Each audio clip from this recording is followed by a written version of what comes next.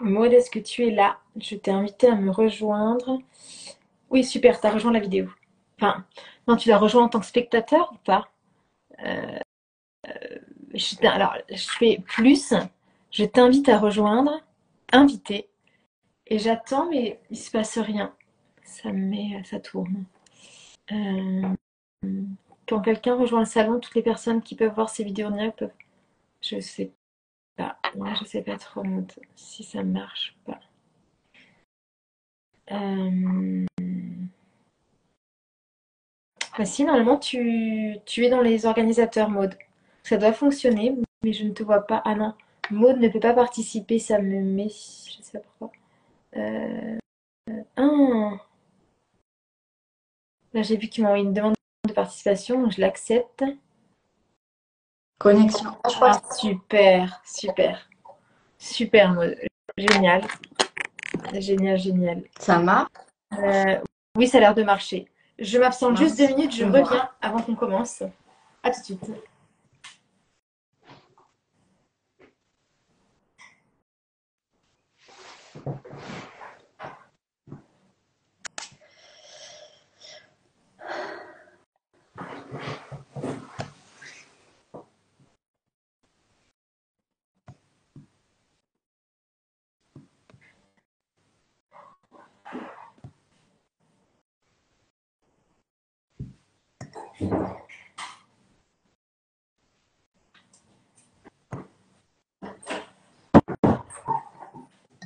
Hello, Maud. Ça va? Et hello, il y a des personnes qui sont connectées peut-être de ton côté. Ah oui. Ça va. Par contre, toi, tu es de Mais travers oui, sur mon. j'arrive Oui, pas à me tourner. c'est bizarre. Ton, télé- Je vais Ton essayer. téléphone est comment? Il est droit ou il est de Bah, c'est côté? ma tablette, alors j'en sais rien. Attends. Ah, et si tu la changes de sens? Ah Là, bah non, tu es à je tourne. l'envers. C'est pas Et mieux. de l'autre côté? Je tourne dans tous les sens. Et de l'autre côté, ça marche? Ah, bah, attends. Et là, ça tourne? Non, tu me vois plus là? Là, je te vois plus. Oui, là, je te vois plus du tout. Mais pourquoi ça fait ça du coup? Bah, j'en sais rien. Bon, écoute, Attends, je vais c'est essayer ça. de me connecter avec mon téléphone plutôt. Sinon, oui, essaye, voilà. Oui. Donc merci à ceux qui sont là aujourd'hui pour nous regarder pour ce petit live où on va parler de la femme, de la parentalité. Voilà, on est juste en train de caler pour pouvoir commencer.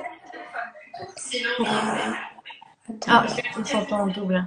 Attends, ouais, je baisse. Attends, je vais essayer juste, Je vais essayer de quitter puis de revenir avec mon téléphone Ça plutôt. marche. Ok, à tout de suite. À tout de suite. Où c'est que je coupe là? C'est la petite croix en haut, la petite croix en haut. Ah oui. La petite croix, comme si tu quittais. Merci à tous ceux qui sont là aujourd'hui pour venir nous écouter, Maud et moi, parler de la parentalité, de la femme, de notre vision du monde, de notre visée en tant que parent, en tant que femme également dans cette société. Et voilà, ça va être très riche, très instructif, très, très participatif. Et donc Maud arrive apparemment. Hop,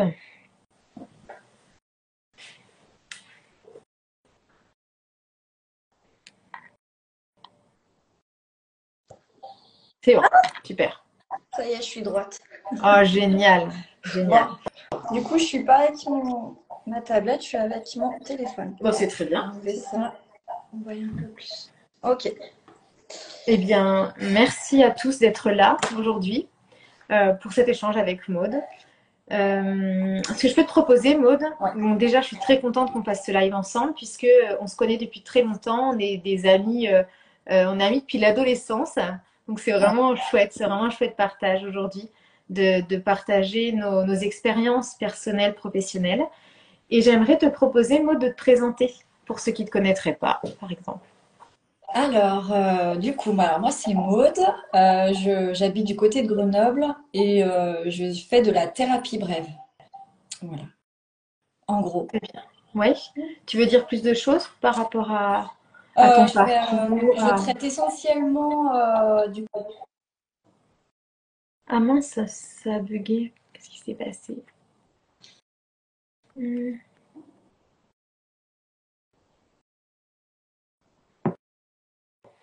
Je sais pas, il y a eu un bug. Maud a disparu.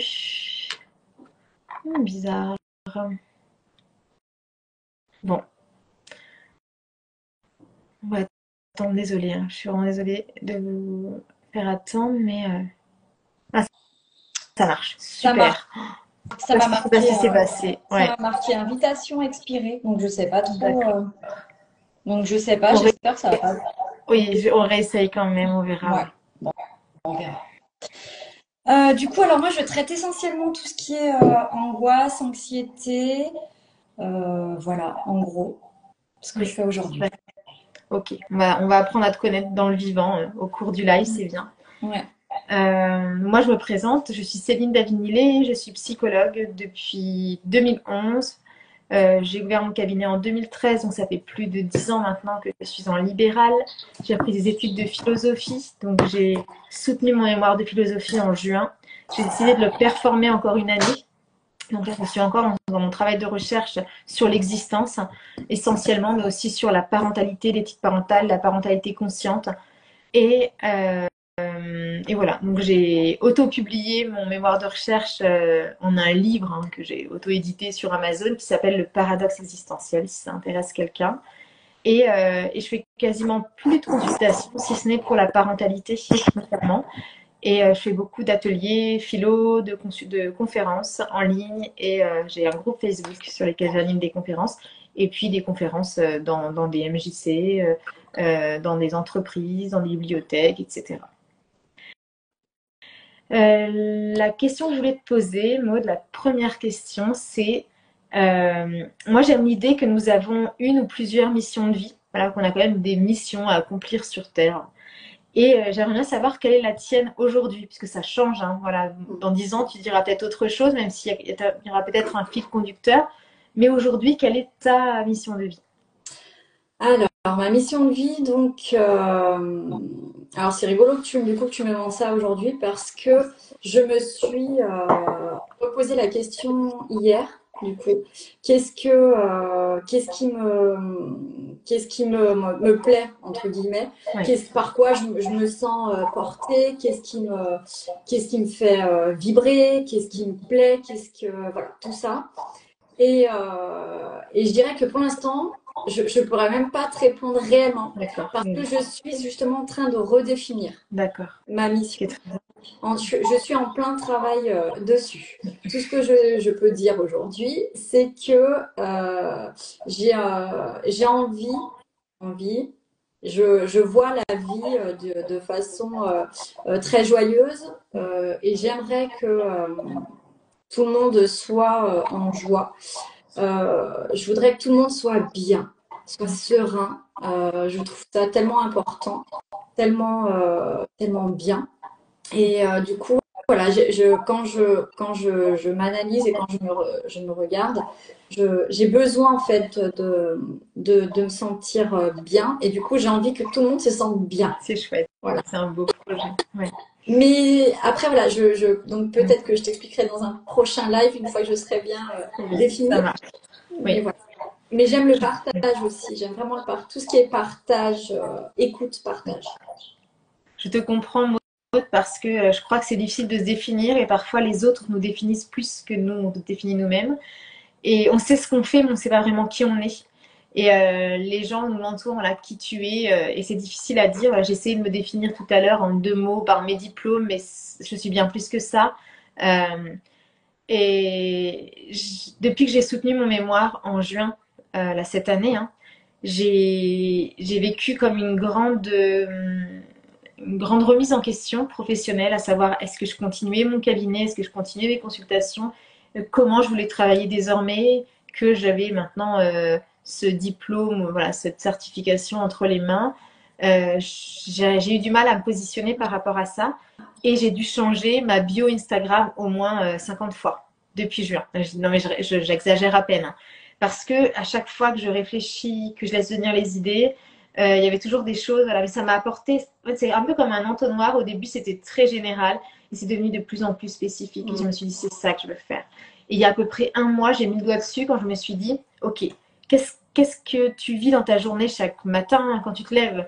Je me suis dit, chaque matin, quand je me lève, j'ai deux grandes ambitions. c'est de faire en sorte que mes enfants soient heureux et bien. Mm. Et c'est de faire en sorte que je puisse contribuer au monde, pour moi, donc me réaliser donc, en tant que femme, en tant que mère et en tant que je sais pas si on va dire professionnel, mais en tant qu'humain qui œuvre sur cette terre. Et ça m'a permis de me rendre compte que la parentalité occupait une grande place. C'est pourquoi j'ai ouvert un autre compte Instagram qui s'appelle Maman Lumineuse, en plus de mon compte Instagram philosophe, Mademoiselle Philosophe. Donc je te comprends parfaitement sur cette notion sur cette remise en question constante, quasi constante. En fait, il y a quand même une essence qui demeure, comme toi tu disais, permettre aux gens de reconnecter à leur joie, d'être bien, le partage. Tu vois, il y a des valeurs qui restent, mais c'est la forme. Le fond, il change pas. J'ai l'impression le fond est plus ou moins la même chose, mais ça va être la forme. Comment on va partager, comment on va œuvrer, auprès de qui, etc. J'ai une deuxième question pour toi, Maude. Quelle est ta vision de la femme et du couple? Alors, ma vision, alors c'est la femme, même par le couple ou la femme. Ma vision, allez, ma vision de la femme, pour moi, la femme, elle porte beaucoup. Elle porte la famille, elle porte sa vie perso dans son activité. Elle porte les enfants réellement avec leur gros ventre. Voilà. Pour moi, ma vision de la femme, elle a plusieurs casquettes. Et pour moi, je trouve important de trouver l'équilibre, en tout cas, en tant que femme, en tant que mère, en tant que femme au travail, femme au foyer, voilà. Dans le couple, du coup, également. Donc voilà, c'est très. En tout cas, je trouve qu'il est important maintenant les femmes. Je pense que les femmes maintenant, elles ont envie d'être bien dans tout dans tout ce que je viens de citer. Et du coup, faut trouver un équilibre. Et l'équilibre, il est pas toujours évident à trouver. Mais je pense qu'il se trouve assez facilement quand on a un mari, par exemple, à l'écoute, quand on a un travail qui nous plaît. Voilà, je trouve que l'équilibre se crée petit à petit, même si des fois il y a des turbulences. Voilà. Le plus important, c'est d'être à deux et de se comprendre et de se compléter, quoi. Dans la vie de couple, en tout cas. Voilà, pour moi, la vision d'un couple, c'est vraiment être à deux dans tout. Donc on peut parler de tout dans un couple, sinon il n'y a pas bien d'intérêt d'être en couple. Voilà. C'est intéressant ce que tu dis, effectivement, c'est vraiment les multi dimensions de la femme. Après, quand tu dis se compléter, alors je suis d'accord, mais je vais juste mettre une vigilance. Je suis tout à fait d'accord, hein, mais je mets juste un petit bémol parce que moi, j'ai accompagné beaucoup de femmes dans la dépendance affective qui justement se sentaient une moitié, qui cherchait son autre moitié et ça marche pas. Il faut déjà être complète. Parce que si on attend d'être complété par quelqu'un, il faut se compléter au sens, il faut être complémentaire. Ça, être complémentaire. Voilà. Voilà. Tout comme le yin et le yang. Mais une femme seule ou un homme seul, il peut être très bien heureux. Et justement, je dis que pour pouvoir être heureux en couple, il faut déjà être heureux avec soi-même, avoir ses rêves, ses passions, ses ambitions, se connaître, rayonner déjà par l'être entier que nous sommes, parce que nous sommes des êtres complets, on n'a besoin de personne pour nous compléter, de notre naissance à notre mort. Nous naissons seuls et nous partons seuls, hein. Même si on est entouré, nous sommes le seul à naître, le seul à partir au moment où nous naissons et nous partons. Donc on a besoin de personne, vraiment ça je le souligne, mais effectivement ce qu'on peut attendre du couple, c'est une complémentarité. On dit les opposés s'attirent, mais c'est pas vraiment des opposés, c'est juste qu'on se complète. Il y en a un qui va être plus anxieux, l'autre va être plus détendu, il y en a un qui va être plus organisé, d'autres un peu, voilà. Et on va se compléter, on va pallier aux insuffisances de l'autre. C'est ça. C'est hyper. Et c'est ça qui est intéressant, c'est de se compléter. et de pouvoir compter. Moi, je trouve ça bien aussi, c'est dans les relations de couple où on peut dire en fait, dire ce qui va pas. Je sais pas, au niveau du travail. Moi, voilà, j'ai passé une journée, j'ai passé une mauvaise journée aujourd'hui. Bah, voilà, que son conjoint soit présent et de dire, bah, oui, bon, bah, allez, la journée est finie, on va, voilà, qu'il puisse amener de douceur à côté Oui. par la suite pour apaiser, mais en même temps entendre, oui, ok, tu as passé une mauvaise journée, mais voilà, Oui. entendre et passer tout doucement à autre chose. C'est bien. Oui. Donc, pouvoir communiquer et pouvoir avoir l'espace nécessaire C'est ça. pour que l'autre, enfin, Mm, parce que si quand l'un rentre du travail, il mm, est sur son téléphone ou sur la télé ou happé par les enfants et qu'il n'y a pas d'espace pour que l'autre puisse communiquer, mm, c'est important d'instaurer un moment d'échange. Ça peut mm. être avant le coucher, ça peut être en rentrant, ça peut être en préparant le repas, mais c'est intéressant d'avoir ce moment où l'autre nous écoute, ne serait-ce que pour voilà, pouvoir s'exprimer sur sa journée, être entendu. Oui. Entendre, ouais, voilà, c'est ça. Juste être entendu, moi, c'est vraiment, pour moi, c'est la base du couple, la communication Mm, et de parler librement, d'être mm, libre dans ses propos mm. et d'être, bah, voilà, communiquer et entendu, du coup. Pas toujours évident parce que on peut parfois avoir peur de froisser l'autre, hein. Ça peut, enfin, il y a des choses où on se dit, si je dis ça, est-ce que je vais pas partir dans une énième engueulade là où il est déjà tard, il est 19 h, je vais rien dire et je vais garder tout pour moi et à un moment donné la cocotte va exploser, quoi. Donc trouver aussi le bon moment pour dire les choses, ne pas attendre trop longtemps parce que sinon il y a de la rancœur qui naît Mm. et, euh, et le dire d'une certaine façon, que ce soit pas entendu comme un reproche, mais plus comme une opportunité de croissance, de remise en question, de, voilà, de réaménagement sain et serein, quoi. C'est ça. Mm. Je voulais te demander, Maud, quelle est ta vision du monde de demain?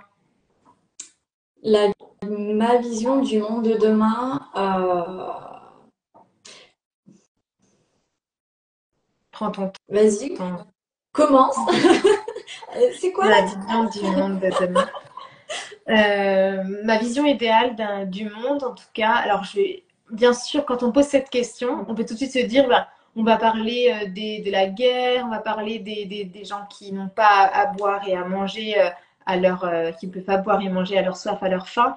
Sauf que, oui, effectivement, ça existe, mais moi, j'aime ramener à la société dans laquelle je vis, en tout cas dans mon quotidien, dans ce que je vois, on va dire, en France, en francophonie, en Europe ou en Occident, parce que je ne sais pas exactement ce qui se passe en Orient. Je l'entends, voilà, on peut voir certaines choses à travers la télé, etc. Mais j'ai plutôt envie d'avoir une vision, euh, comment dire, que je juge réaliste et sur laquelle je peux intervenir.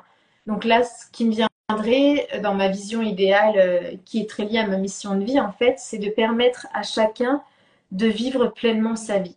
Je trouve que beaucoup de gens vivent, euh, survivent, sous-vivent, ne vivent pas pleinement parce qu'ils reproduisent inlassablement les schémas de leurs grands-parents, parents, des schémas inconscients. Voilà, leurs parents faisaient ça, donc ils continuent à faire ça sans se demander c'est quoi mon rêve, c'est quoi ma vie, est-ce que c'est aligné de manger de la viande, est-ce que c'est aligné de me lever tôt le matin, est-ce que c'est aligné de vivre dans cette ville, dans cette région, etc., dans ce pays.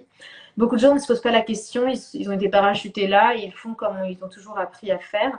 Et c'est encore plus vrai dans la parentalité, où on ne sait pas ce que c'est être parent, si ce n'est à travers le prisme de ce que nous avons vu, nous, de la parentalité quand on était enfant. Et donc, on va avoir tendance à vouloir reproduire inlassablement les mêmes schémas parce qu'on ne sait pas faire autrement. Si nos parents, je sais pas, un de nos parents se mettait en colère dès que on faisait du bruit, eh bien, on l'a intégré comme une réaction, un mécanisme. Ça veut dire que si vous entendez un enfant faire du bruit, eh bien, vous allez avoir comme cet élan de réagir parce que vous avez appris que bruit égale je réagis. Parce que mes parents, c'est un exemple, les parents réagissaient quand l'enfant faisait quelque chose. Eh bien, ça demande à ne plus réagir. Et c'est le plus compliqué de reprendre tous les mécanismes inconscients, parce que la réaction, c'est hyper inconscient. Je réagis, ça veut dire réagir, c'est ça passe même pas par le filtre du mental. C'est purement inconscient et involontaire. Voilà, c'est plus fort que moi.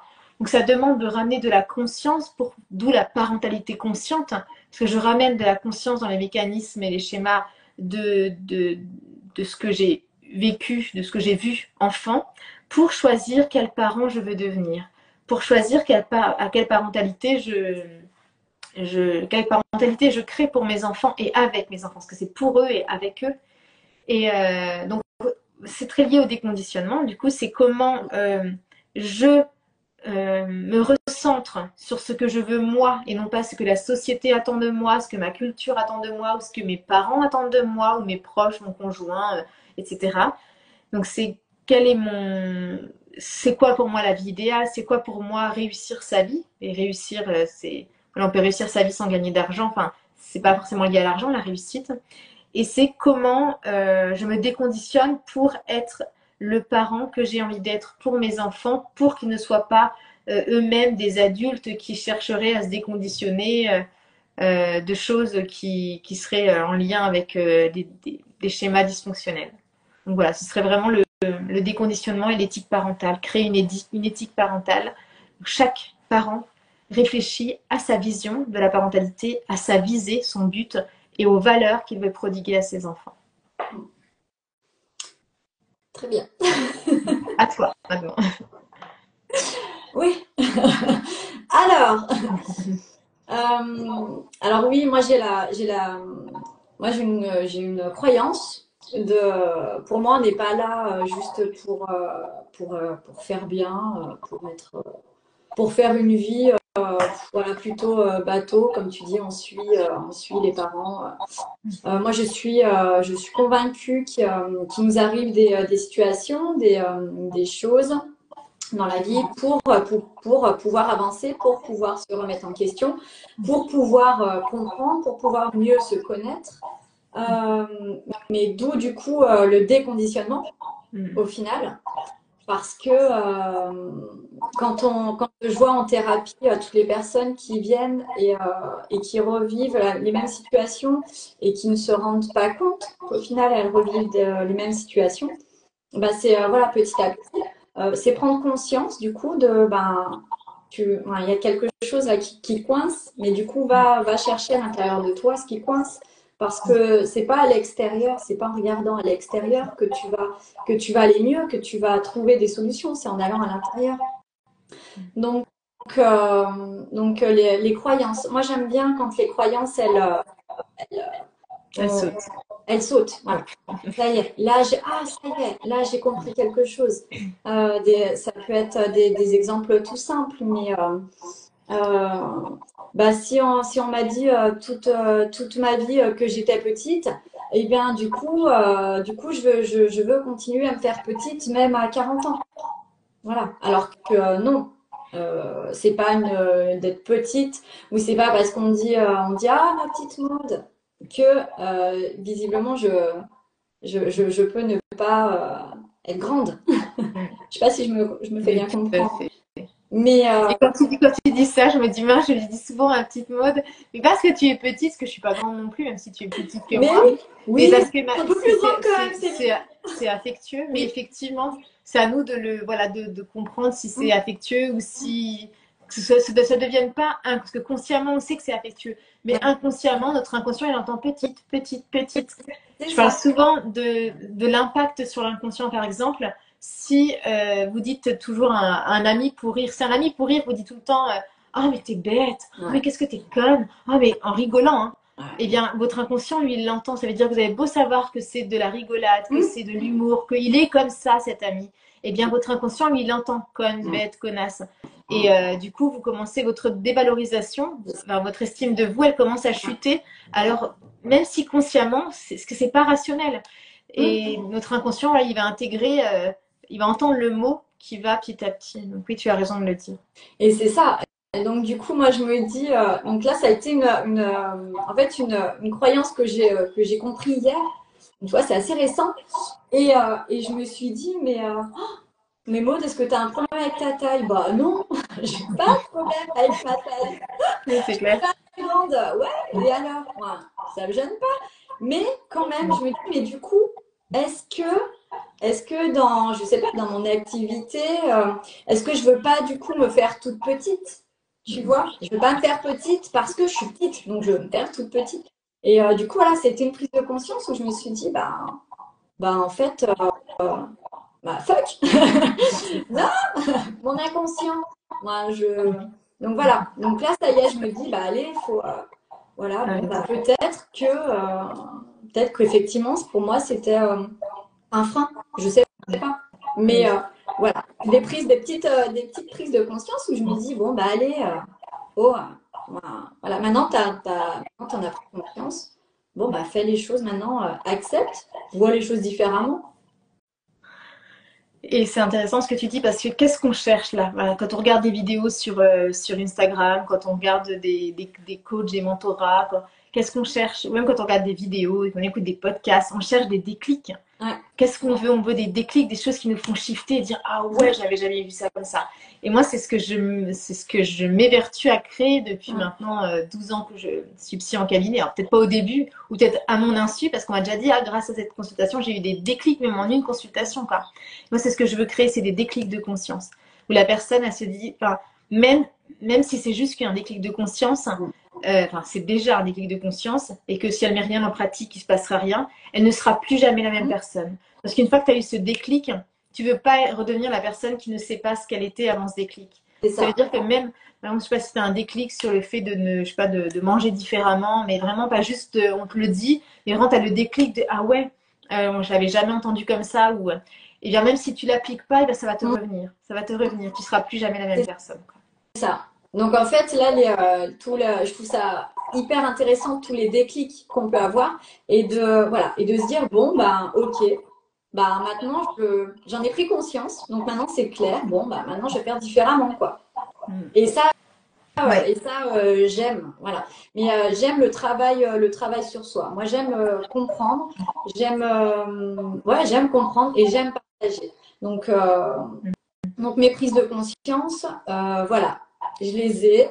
Après, je les partage ou pas, hein, mais du coup, je trouve que ça interpelle, quoi. Et ça fait évoluer et on comprend mieux pourquoi. Donc, c'est comme tu dis, par rapport à la parentalité, l'éthique parentale, tout ce qu'on a vécu en étant enfant, fait les personnes qu'on est maintenant. Donc, forcément, tout ce qu'on a entendu durant l'enfance, et c'est là où faut faire sauter tout ça, quoi. C'est ça. Et après, et choisir, c'est ça. Et puis c'est pas tout faire sauter non plus. Enfin, tu as raison, il faut faire sauter toutes les fausses croyances qui nous servent pas. Mais moi, je l'explique très bien dans mon mémoire de recherche, qui est devenu un livre sur Amazon, qui s'appelle Le paradoxe existentiel, si vous voulez vous le procurer. Hein. Et bien, j'explique très bien ça. C'est que il s'agit pas de se positionner, de s'opposer, à se dire ah je refuse toute mon éducation, c'était nul. C'est pas une prise d'opposition, j'appelle ça une prise de position. C'est-à-dire, je vais faire tout l'inverse. Parce que là, du coup, on est en réaction. Et ce qu'on veut éviter, c'est justement de continuer à vivre en réaction. Parce qu'on a vécu, on a assimilé qu'il fallait réagir comme ça, ou nous, on s'est dit, non. La réaction, on oublie, en fait. Que ce soit en réaction pour le conditionnement ou contre le déconditionnement, on ne réagit plus. Mais plus se positionner sagement et se dire, qu'est-ce que je garde? Qu'est-ce qui est intrinsèquement lié à qui je suis au plus profond de moi-même, à ma nature, à mon essence profonde, avec qui j'étais avant de naître. Qui est vraiment moi ou le soi. C'est juste se poser des questions. Qui est le soi, enfin, qu'est-ce qui concorde avec pas mon moi égotique, mais mon soi profond, mon soi authentique et véritable. Et c'est de décider de garder toutes les valeurs qu'on nous a transmises et qui nourrissent notre soi. Je sais pas moi, la valeur de vérité, la valeur de famille, les valeurs qui nous nourrissent. Et c'est décider de ne pas garder tout ce qui nous dessert. Ça a sonné à ma porte, je reviens tout de suite.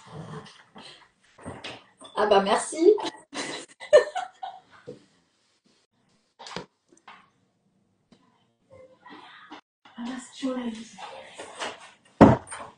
Oui, désolée. Hop. Pardon. N'hésite pas à parler. Toute seule, j'ai rien pu dire. Merci Céline. Désolée, ah oui, c'est ma belle-mère. Je crois que c'était le facteur, mais non, c'est ma belle-mère. Elle a la clé pourtant. Je sais pas. Bref. C'est souvent qu'on a soit on prend pas la clé, soit on a la flemme. C'est une porte qui s'ouvre pas de l'extérieur, tu sais. Un peu comme à Paris, tu as beaucoup d'appartements comme ça où tu claques la porte et si tu oublies la clé, t'es vraiment fichu, quoi. Donc tu peux pas ouvrir. Bah, c'est bien, elle est gentille, ta belle-mère, elle sonne. Oui, bah, de toute façon, elle sonne, elle peut pas rentrer si elle sonne pas. Ouais. Waouh! Est-ce que les filles ont été se maquiller pour Halloween? Magnifique. Il y avait à la patinoire, ils organisent les maquillages d'Halloween pour enfants et c'est vraiment splendide. Waouh, magnifique. Les Je prendrai les enfants, ils photos. aiment ça. Très très beau. Donc Maud, revenons à nos déconditionnements. Euh, on avait dit qu'on parlerait aussi un peu de la parentalité. Bah, je ne vais pas trop en parler aujourd'hui, enfin tout de suite, parce que ce soir, dans mon groupe Facebook, à 18h, je donne une conférence là-dessus pour exposer ma vision de la parentalité consciente. Hier, je faisais un post en disant je n'ai jamais rien lu sur la parentalité. C'est vrai. J'ai lu aucun livre sur la parentalité parce que je voulais me faire ma propre vision. Tout ce que je sais, c'est qu'avant même d'avoir des enfants, je recevais en cabinet des gens, et je me suis formée à l'hypnose en 2014, je recevais dans mon cabinet des personnes qui avaient des traumas, et des traumas qui passent inaperçus. Je ne me suis pas sentie entendue à ce moment-là, mon père est parti en claquant la porte, et je me suis sentie abandonnée, des choses qui peuvent paraître pour un adulte dérisoires, et qui créent des traumas qui remontaient dans des sens d'hypnose.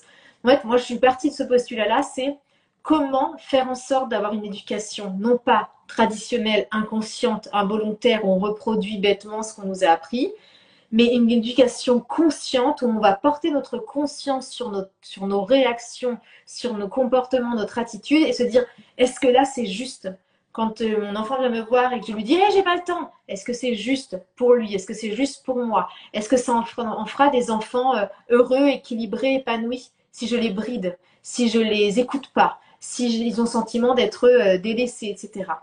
Donc, c'est pas issu de j'ai rien lu. Peut-être qu'un jour je lirai parce que je souhaite rédiger une éthique parentale et puis quand on fait un travail de recherche, il faut lire. Mais en tout cas, aujourd'hui, mes livres, c'est mes enfants. Voilà, ce sont mes livres ouverts, ils sont là, ils sont vivants. C'est des livres vivants qui m'apprennent, qui m'enseignent dans l'expérience quel parent je veux être. Et c'est ça que je transmets dans mes consultations de parentalité consciente pour devenir, chaque maman devienne une maman lumineuse. Et pour moi, une maman lumineuse, c'est une maman qui est présente, disponible, mais qui n'oublie pas qu'elle a aussi des ambitions. Aujourd'hui, la plupart des mamans ne veulent pas être mère au foyer. Ça veut dire qu'elles ont à gérer, et je ne parle pas des papas, mais c'est aussi pareil pour les papas, parce que je me concentre sur les mamans, mais elles ont envie d'être présentes pour leurs enfants, mais elles n'ont pas envie d'être uniquement mère au foyer. Elles ont aussi envie de se réaliser en dehors du foyer et avoir des ambitions, œuvrer, avoir une mission de vie, se réaliser en dehors du foyer. Eh bien moi, je veux inviter chaque femme à être aussi bien présente, disponible pour ses enfants, mais aussi se réaliser et suivre ses ambitions en dehors de son foyer. Du coup, on en revient à l'équilibre. Toujours. Ouais. Du coup, ouais. Il faut trouver l'équilibre entre du coup la femme, son temps pour elle, la famille, la maman, voilà. Comment trouver du temps, parce que le travail, comme tu dis, une femme maintenant, elle a envie de travailler, elle a envie d'évoluer, et en même temps, il y a les enfants. Les enfants, on sait qu'entre 0 et 7 ans, l'enfant développe tout le côté émotionnel. Et du coup, une maman qui est absente durant cette période-là, ben, l'enfant. Je blâme personne. Oui. Et attention, parce que je blâme personne et je suis pas du tout dans le jugement. Oui, Lily, j'ai dit oui. Ma fille me demande quelque chose. Je suis pas dans le jugement parce qu'il y a plein de mamans qui n'ont pas le choix. Ça veut dire qu'elles sont salariées, elles travaillent, elles sont obligées de partir tôt le matin. Parfois, elles ont des heures de route. Elles rentrent tard. Elles voudraient faire autrement, mais ce n'est pas possible. Et une fois qu'elles se rentrent chez elles, parfois elles sont épuisées. Elles ont aussi besoin d'avoir du temps pour elles parce qu'elles ont donné tout leur temps à un patron ou à. Donc, je parle plus des femmes salariées parce qu'à notre compte, on fait. Enfin voilà, c'est quand même différent, je trouve.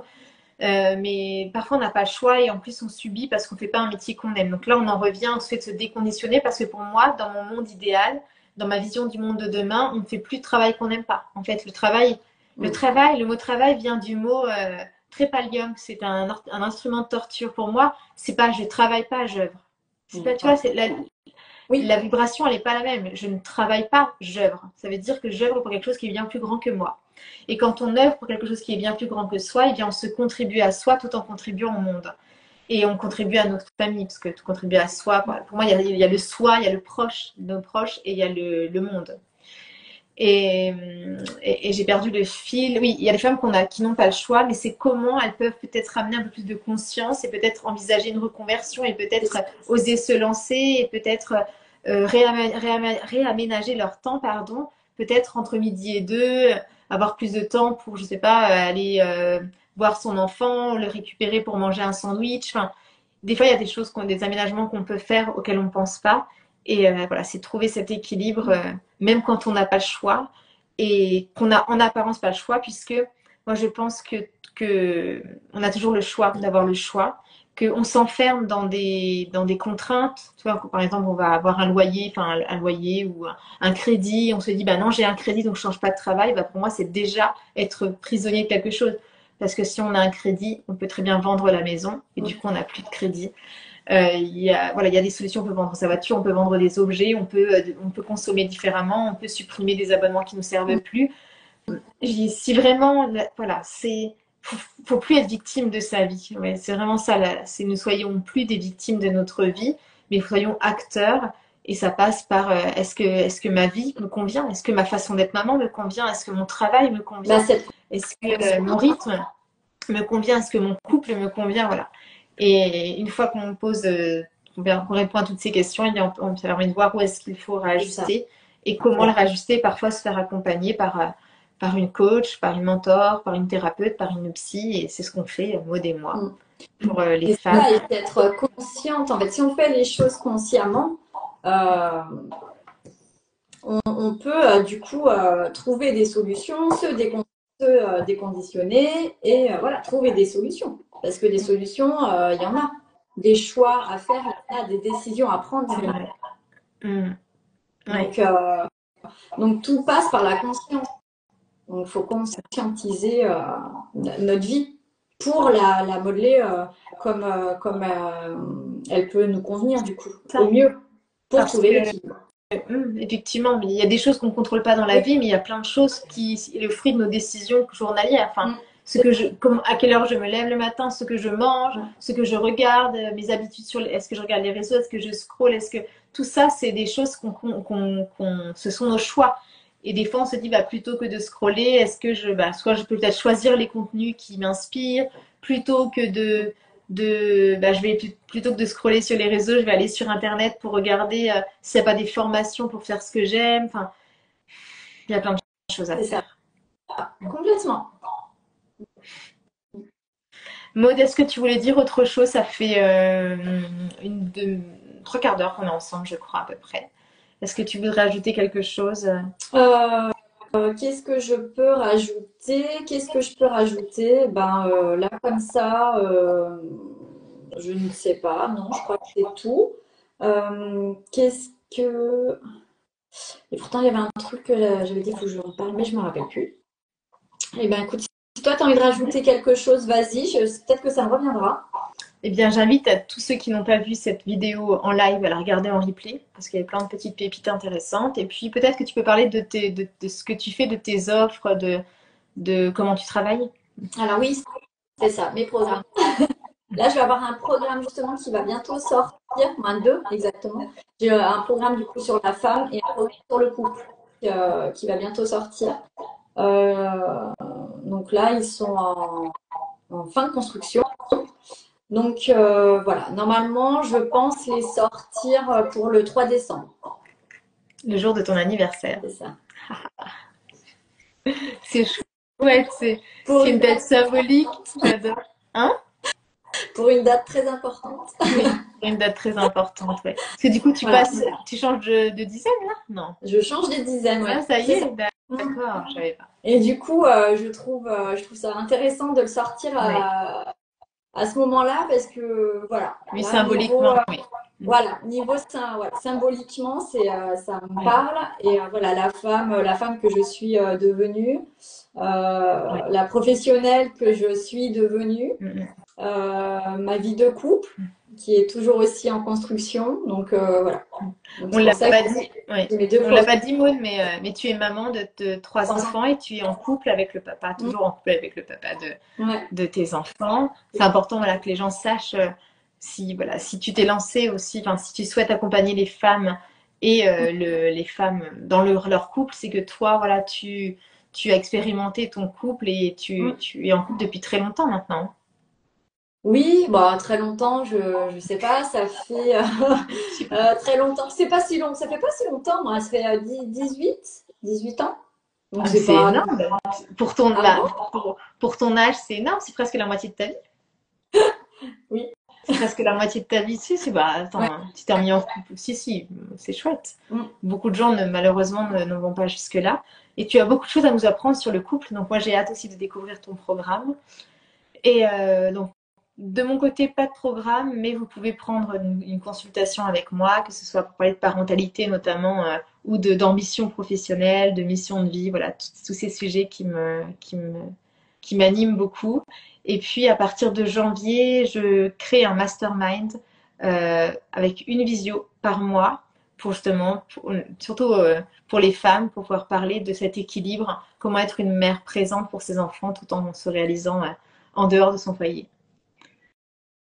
Merci en tout cas, Maud, pour cet échange. C'était vraiment chouette. Eh ben, N'hésitez pas à la regarder en replay. ça marche. Et merci à tous ceux qui nous ont regardés, qui nous ont rejoints tout au long de cette vidéo.